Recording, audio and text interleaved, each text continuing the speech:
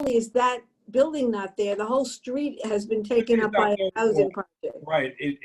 The city built low-income housing and Right. destroyed McKibben Street, but Meserole Street is still there. Yes. And Grandma moved from McKibben Street at some point to Meserole Street. And I remember there was a synagogue next door. She died in 1962, and we used to go there. I remember as a 5, 6, 7-year-old going to visit Grandma in Meserole Street. What was her last name? The last name was Hillowitz. Illowitz. I'll have to ask my aunt. Okay, write that down. Okay, thank you. The answer to your question about when did the earlier Jewish population move out? Again, the Satmars came in 1948, and there was plenty of available housing for them. So I would say, they begin to move out after World War II. That's when you have a major moving out of Jews from Williamsburg, of Snagdik Jews, not Hasidim. Thank you. Okay, anybody else? So I'll continue moving to the north. But before we move to the Bronx, let's talk a little bit about historiography. Useful history is informed by ethnography, economics, sociology, anthropology, even psychology. Now I say useful history, just not a piling up of facts. Listen to this memory of moving during the Second Great Migration. The informant who told me this was an 82-year-old man living in Brooklyn in 1990 who recalled moving. He said, "I was born in 1908. We lived on Norfolk Street and Grand, Eldridge and Rivington, across from the shul. There's a great big shul there that was Anshi Varsha and Anshi Warsaw and she a Hungarian shul. The building is still there. It was a lovely shul. An artist and his family have taken the building over. Well, anyhow, he lived across from the shul, and then he lived on Broome and Allen. It made no difference, he said, where we lived. Everything was Jewish. Jewish at home, Jewish in the street, Jewish stores, Jewish pushcarts, Jewish aunts and cousins, Jewish food, Jewish holidays. I thought I was a Jew living in America. We moved to Borough Park in 1920, he continued. That's when I felt American. There were plenty of Jewish things, but some things besides Jewish. There were a few Italians living on the block. There was an Italian bakery, a store that sold other Goyish food, and a church. When I went to school on the East Side, everybody in my class was Jewish. In Borough Park, the class was a little mixed, a few Italians, and for the first time, I met an Irish kid. I won't say they came to my house, but we played together in the street, punchball, whatever. I felt American. These memories prompt wider questions of resettlement that inform the history of the period. Was this boy reflecting the attitudes of his parents who were ready to leave the insular Lower East Side? I don't know their financial situation, but it is likely that they were second-generation immigrants entering middle-class status. Financial stability allowed for moving and widening social perspectives. What kind of community did Lower East Siders expect to encounter in their new environment? What communal patterns of initial settlement did they expect to establish in the new neighborhood? In other words, what did they find? What did they think they were going to find? And how were they going to take Jewish attitudes into the new and institutions into the new neighborhood? What secular and religious attributes did they bring to an emerging Jewish ethnicity in the new environments? One of the most comprehensive books that answers these questions is a classic, At Home in America. It's an oldie but goodie. The author is Deborah Moore. Again, it's At Home in America. City of Dreams by Tyler and Binder also has a valuable section on this period. Do you know which popular and longest running Broadway show from 1921 to 1925 filled a Broadway theater each night? Its touring troupe performed, now I'm saying 1921 to 1925, its touring troupe performed for 40 years. It was adapted to radio, had 2 revivals, and under a different name made it to television. Anybody know? A.B. Cyrus Rose? There you go. So, what does this tell us about Jewish mobility? I don't know how many Jews of the second migration attended performances, but I would bet many. Intermarriage remained very low at that time, but what did the popularity of the show suggest? Okay, now let's move to the Bronx. Migration to the Bronx came a little later, the late 1920s into the 30s. But Lower East Siders were familiar with its hills, parks, and beach. Michael Gold, author of Jews Without Money, if you don't know the novel, the title tells you all, he describes a trip to the Bronx. Quote, northward to the Bronx, and at every station, new mobs of frenzied, sweating families loaded with lunch baskets and babies burst through the doors. In the streets below, solid palisades of tenements had disappeared. There were small houses, each set among green, weeded lots, and there were trees. At last Bronx Park, my father bought us popcorn to eat and red balloons. And he writes of his mother, Ach Gott, she said, I'm so happy in a forest.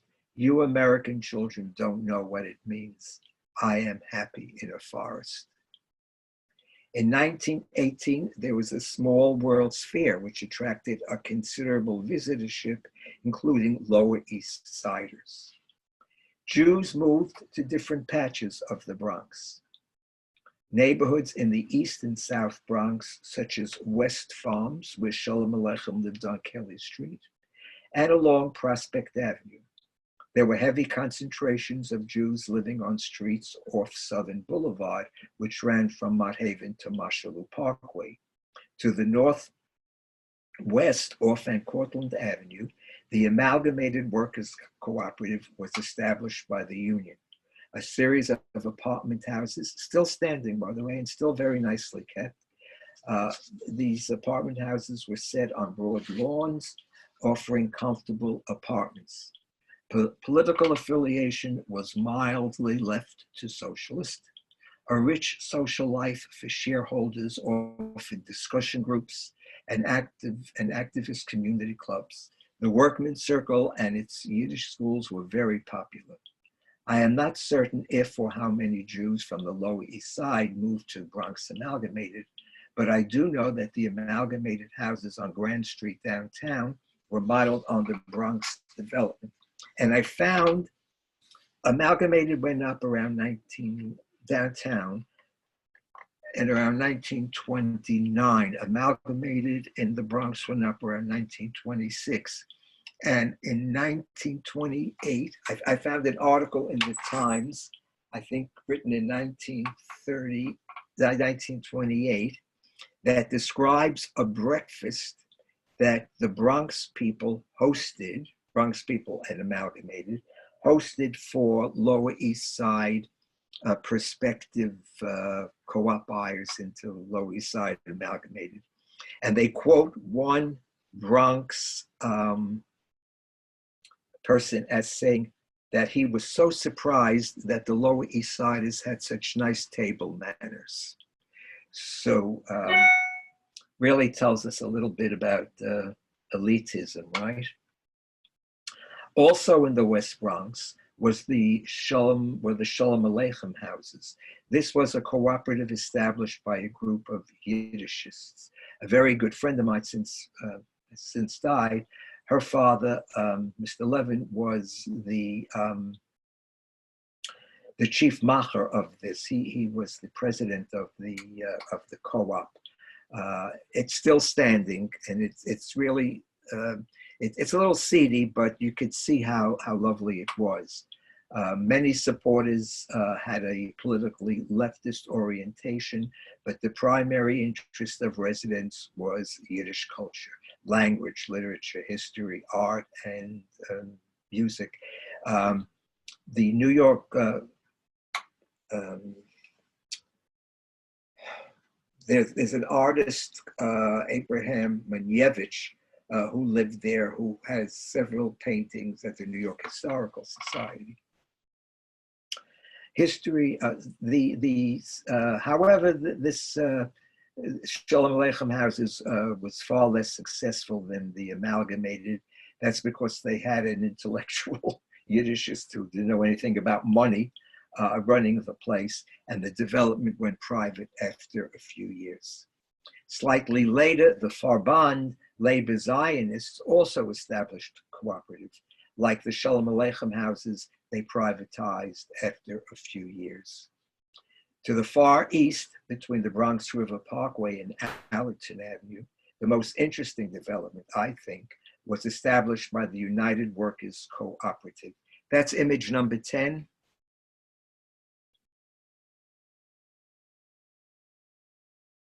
Do you think we can get image number 10 up? Let me try and get it. The rabbi may be having. Okay. There, it is still standing. It is still standing. There were a few 5-story buildings with timbered gables, you can see, and sloping slate roofs. This was a far left community affiliated with the International Workers' Order. They were socialists to communists, but they refer to themselves as progressives. A former resident told me, when I was little, I thought the whole world was communist. When I got older, I was told not to repeat this. The leftist orientation was evident in the Shareholders Council, Boys and Girls Clubs, library. The development established its own library, salutes to Stalin, and union activities. Former Lower East Siders were well represented. The Coops, as insiders called this co-op, folded in a few years. The problem was their verbrennte meaning in Yiddish, their fervid orientation. One informant told me the development was operating in the red, which could have been alleviated by a rent increase brought in slowly, as little as $1 per room. But the board refused to consider such a move as anti-progressive. Unemployed shareholders were allowed to live rent-free for an indefinite amount of time. Other money-saving possibilities were rejected as violating leftist principles. The cooperative could not continue. After the Coops dissolved, many shareholders remained as tenants into the 1950s, continuing their progressive views. The Kingsbridge Road area in the west was also a popular Jewish area. So I have a photo, image number 11, which notice the Schaefer sign. This is Creston Avenue and Kingsbridge Road. Notice there's a large apartment houses that are elevated buildings. This is probably the late 30s. For many Jews and others, including Lower East Siders, the ultimate residential goal in the Bronx was the Grand Concourse. That's image number 12. This is Grand Concourse in the late 20s or early 30s. The building that you see in the background was one of the early buildings built on the Grand Concourse. It's still there. It was very, very prestigious to live there. Plans for the Grand Concourse, originally called the Grand Boulevard, were put forward in 1890. The idea was to connect the Bronx with Upper Manhattan.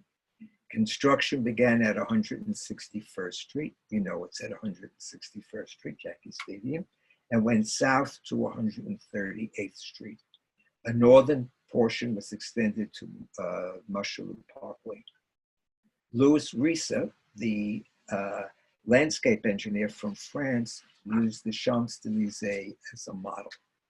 When completed at a cost of $14 million, the concourse became a drag horse for wealthy families in elaborate carriages. Unlike the Paris model, cafes did not line the concourse. Horse-drawn carriages disappeared and large upscale apartment houses appeared. For many Jews, recent immigrants from the Lower East Side, and others already living in the Bronx, the Grand Concourse became the ultimate residential goal. Perhaps the most popular memory of Bronxites, including Jews, is the Loew's Paradise Theater, which is image number 13. There are two, I have two images here. The Paradise was located on the Grand Concourse just below Fordham Road. The theater does have Jewish origins. Marcus Loew was a Jew who believed there was anti-Semitism in movie distribution, so he opened his own theaters. The Paradise was his second wonder theater.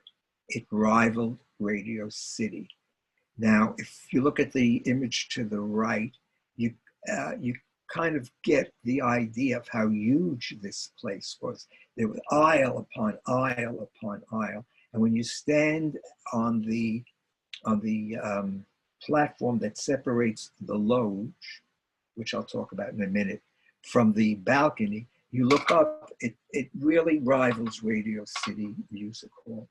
The Paradise. The interior had a fish pond. There were stars and mist. There was a smoky mist that they could turn on in the ceiling. It really was exceptional. The outside was also very attractive, and it was very special. One former Bronxite told me, if a boy liked you, he took you to the Paradise, and we sat in the loge. Paradise is now, it's a landmark, but it is closed.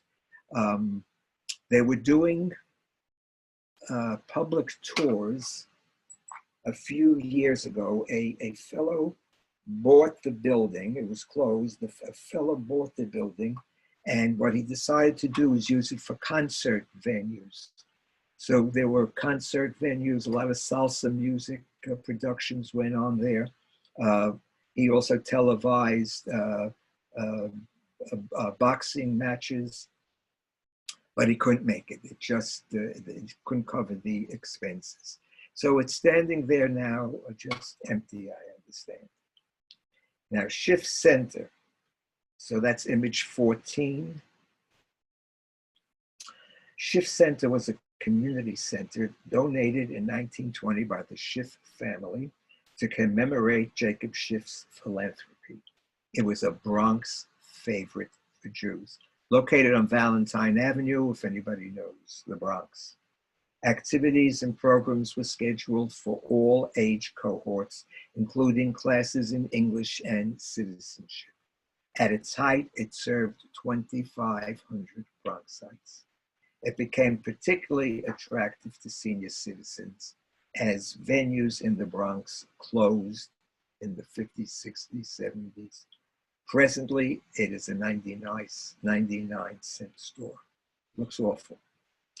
Another popular destination was Poe Park, which is on Fordham Road. And here we have the site of Edgar Allan Poe's cottage. That was, that's site number, image number 15. Edgar Allan Poe lived there for several years. And it was interesting, kids go there for, as it had for a long time, for school trips and things like that. By the 1930s, 44% of the Bronx population, that's about 590,000 people, were Jews living in the Bronx. Now, Queens. Sorry, Queens, folks, but Queens was not in the lens of Lower East Side Jews. It was remote. There were internal trolley service in Queens, but there was no direct transportation from Manhattan until much later. And then the early subway service to Queens terminated at Queens Plaza. Potato fields and underdeveloped lots in northeastern Queens on the Nassau border offered minimal attraction. Queens did attract the attention of Jews in about 1940 or so. Some were Lower East Siders, but most were Brooklynites and Bronxites who were moving.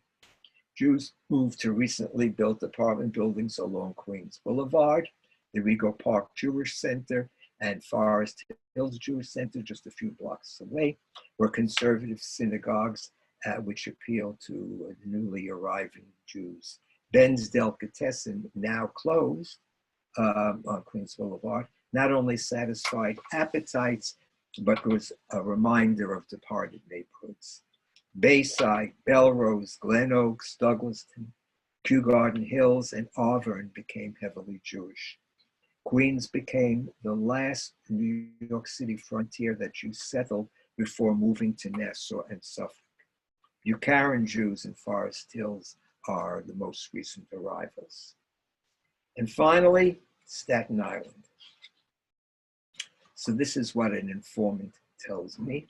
My father was an early graduate of City College as a pharmacist way back in the late 1920s. Someone advised him that Staten Island was a good place for advancement. The entire family chipped in. My father opened a drugstore. The community respected him. They called him doctor. The whole family followed. A small community was established with a shul. I wouldn't say Staten Island was Jewish, but my small community was, and still is. We are the oldest Jewish community on Staten Island. And so, in conclusion, it seems to me Jews embraced New York City with a passion. Physically, by moving out of the Lower East Side to Greater New York, establishing new neighborhoods. Economically, by rising from Lower East Side sweatshops into the middle class, and politically by becoming a voice in local political clubs, primarily Democratic. This passion did not negate the Jewish past and identity, but remained vibrantly Jewish. Look at Ozarua. Finally, where is the Jewish Lower East Side today? The neighborhood our grandparents and great-grandparents deserted for greener New York pastures. There is a cadre of Jews who remain on the Lower East Side. I know a few families who are fourth-generation Lower East Siders. There is one kosher butcher and one small Shomer Shabbat grocery market. The closest to a kosher restaurant is an organic, high-priced vegetarian restaurant. I don't know if it survived COVID. There are 7 synagogues that continue. 2 years ago, there was only one Estrogim and Lulavim kiosk at the intersection of Canal and East Broadway. I'm not certain of figures, but in 2000, there was an estimated 10,000 Jews living between Brooklyn Bridge and East 14th Street. In the past decade or so, the Lower East Side has become trendy. The great-grandchildren of the second-generation immigrants are reclaiming the apartments their ancestors abandoned. New developments such as Essex Crossing may have elevated the Jewish population. The new Essex Street Market and Trader Joe are magnets. As for me, I have no Lower East Side antecedents, but when I can travel post-pandemic, my first destination is the Lower East Side for bialys, pickles, and a stop at Russ and Daughters. Please join me. Okay, folks, any? Amen. Okay. Any, Yes. Oh, Barry. any discussion? Barry, Yes. one comment. Hello? Yeah. Oh, hey. I'm here. I don't know if you, I lost the connection for a couple of minutes, but I'm going to note that the forward building was, of Yes. course, Lower East Side for The forward building is now, it's a co-op. When the forward sold, they sold to an Asian real estate developer. There were environmental problems. He had some problems raising money, and there were environmental problems. They could not get rid of the rat population. So the developer, again, he sold to another group, and it became a co-op. I was curious when it became a co-op, so I made inquiry about an apartment. And what I was told was, you can't, there were no apartments, you buy space. And then an architect will design the apartment for you. The least amount of space you could buy for a 2-bedroom was 1,200 square feet, which is not overly huge, but a nice size. And they told me, however, that they had no space available. Why? And I'm certain I was decently dressed, but they made it clear that they were not interested. I was in an apartment that was very, very, very, very nice. And the folks were able to do whatever they wanted practically because of the, you just bought space. So their living room must be 20 by 30, which is, it's an all-purpose room, 2 small bedrooms and a kitchen, and this tremendous space. It's very nice. Thank you.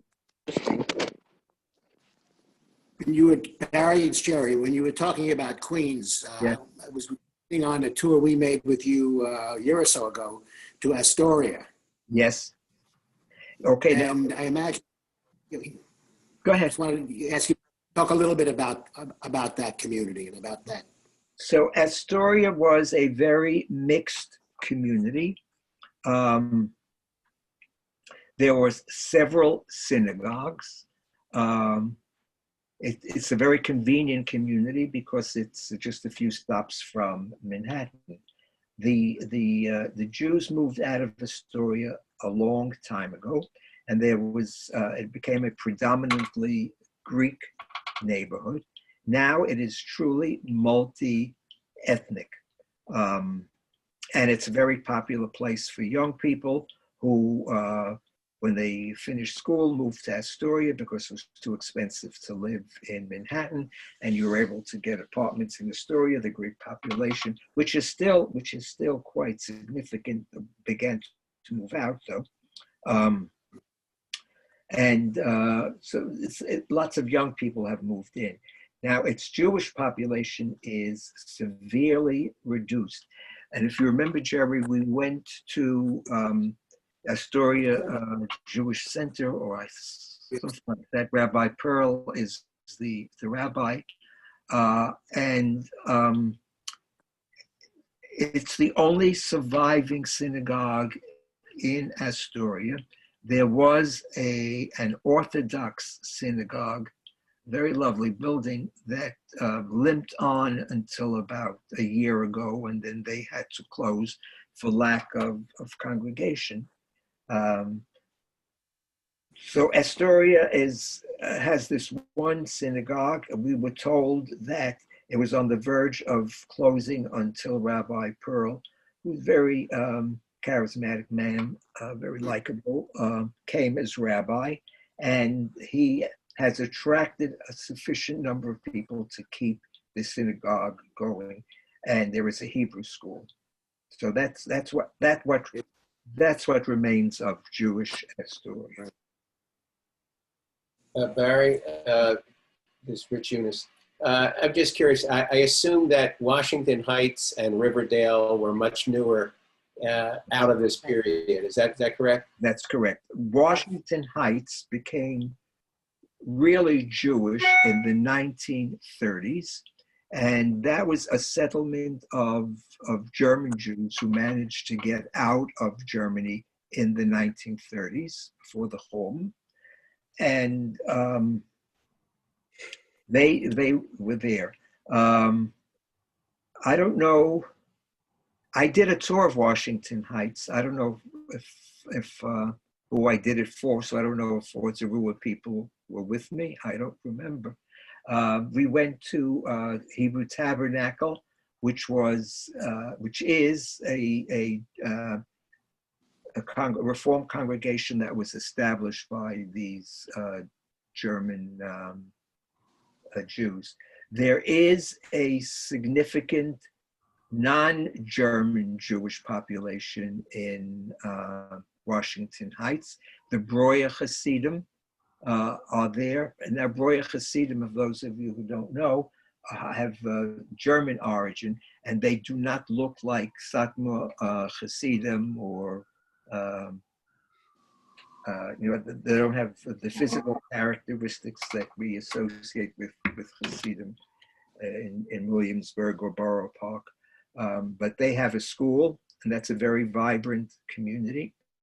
There is a Chabad in Washington Heights as well. Temple Sinai is a kind of a modern Orthodox synagogue. Now, the other area that you mentioned besides Washington Heights was Riverdale. Riverdale. Riverdale is also recent. Riverdale, Jews moved into Riverdale in the 40s, 50s. Riverdale at one time was closed to Jews. Before the 20s, it was kind of a restricted neighborhood. Now it's heavily Jewish. There's a big JCC there, and it has a modern Orthodox orientation. That's what's left of Jews in the Bronx, really, is Riverdale.